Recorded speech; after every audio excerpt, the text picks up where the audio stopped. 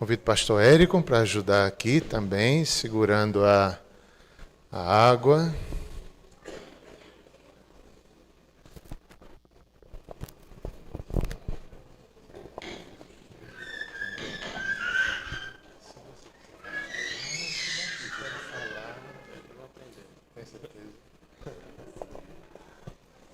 Estou dizendo aqui, André, se você quiser batizar, André, pode batizar seu filho.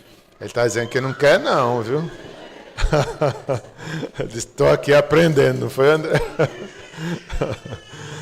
Então, meus irmãos, meu Deus, deixa eu dar uma olhada em Apolo primeiro. Já está acordado, que bom que está acordado. Durma agora não, Apolo. Meus irmãos, a igreja presbiteriana, a igreja reformada, né? Ela olha para a palavra de Deus, ela olha também para a história. É importante a gente ver os testemunhos, aquilo que a igreja tem feito durante anos, baseado nas Escrituras, e por isso ela batiza as suas crianças, não como um ato salvífico. Criança não é salva porque vai ser batizada, o batismo não tem esse poder, a água não tem esse poder, mas os filhos de crentes são privilegiados. Há bênçãos para eles são, não é que eles são salvos, mas eles têm privilégios por terem um pai, uma mãe, uma família que os instrui. Eles são até santificados, digamos assim, mas não é certeza de salvação.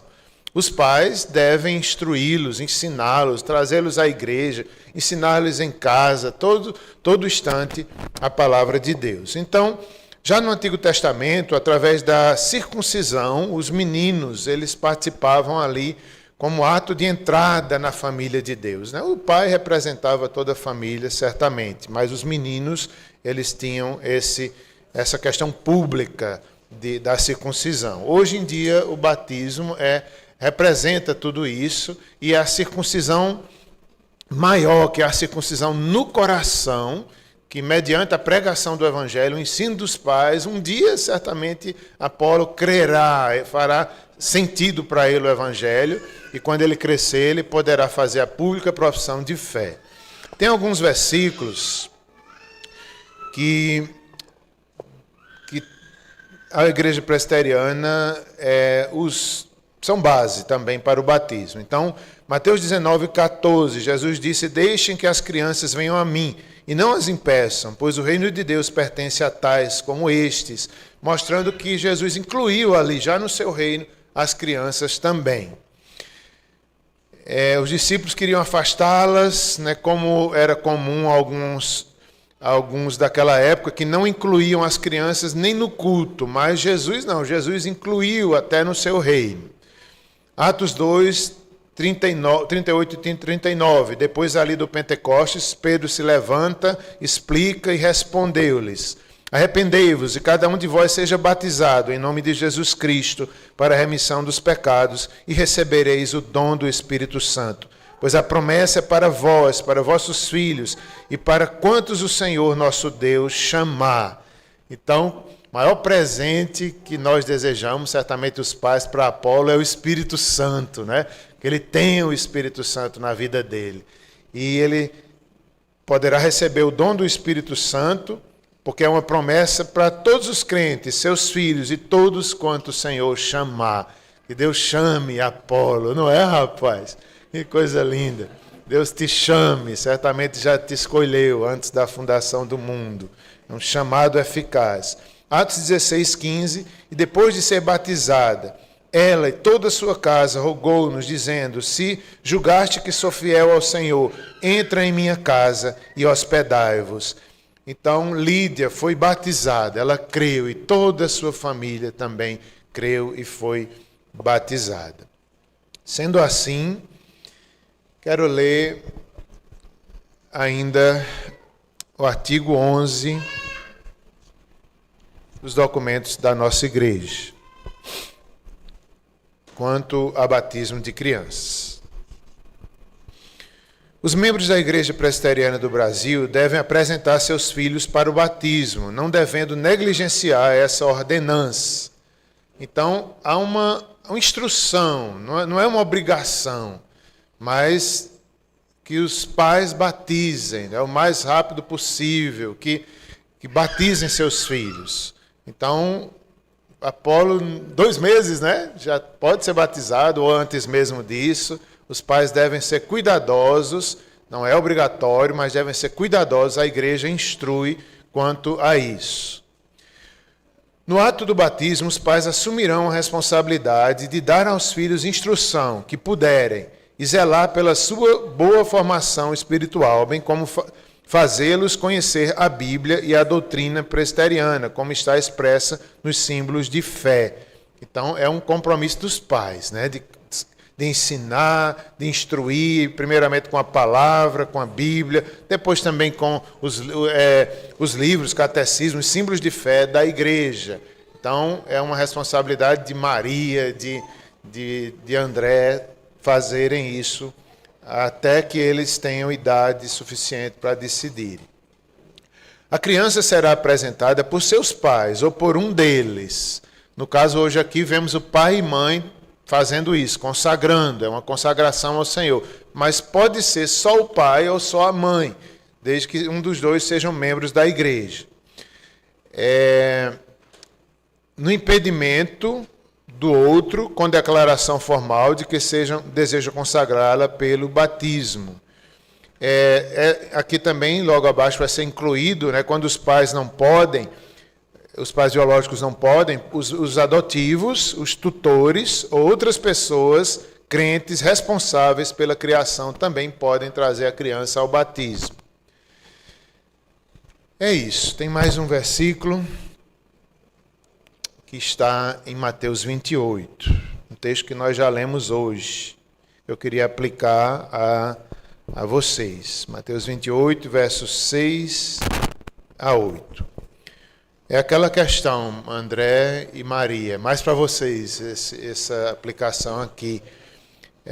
Quando aquelas mulheres viram, né, Maria e outras estiveram ali, elas viram os anjos, ele não está aqui, depois o próprio Jesus se apresenta para eles, elas saem com aquele entusiasmo, com aquela alegria, elas correm para dizer a todo mundo, e o próprio Jesus também aparece quando diz assim, ele não está aqui, ressuscitou, como tinha dito, vinde ver onde ele jazia, e depois depressa, e dizei aos seus discípulos que ele ressuscitou dos mortos, e vai adiante de vós para a Galiléia, ali o vereis.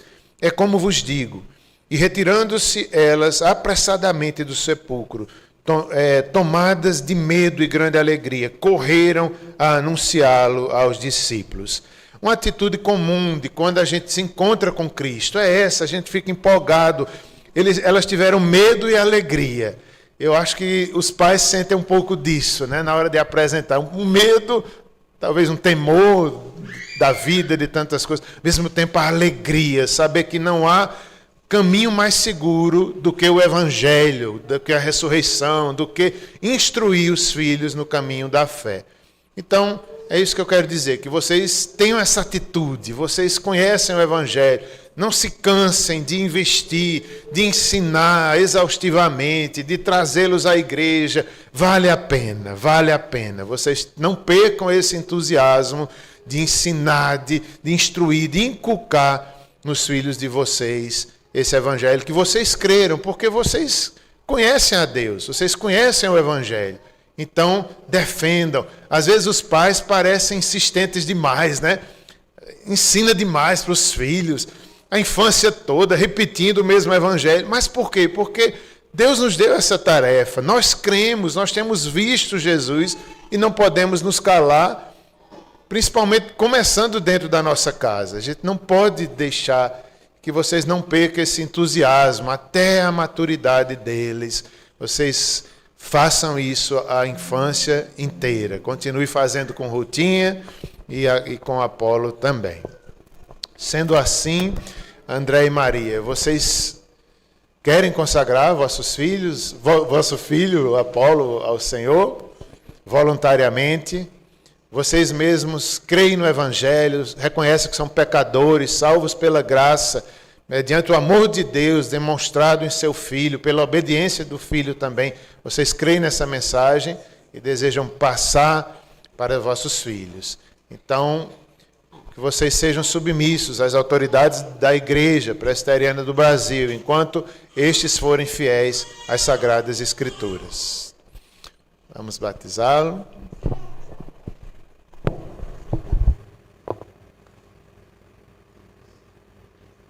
Apolo, eu te batizo em nome do Pai, do Filho e do Espírito Santo. Amém.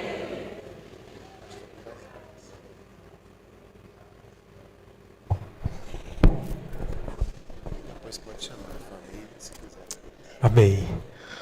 Vamos orar pelo pequeno Apolo. E a igreja também tem um compromisso de amor para com essa família, de ajudá-los, de serem luz e bênção também. Com a graça de Deus, nós também faremos e já fazemos parte do discipulado desses pequeninos.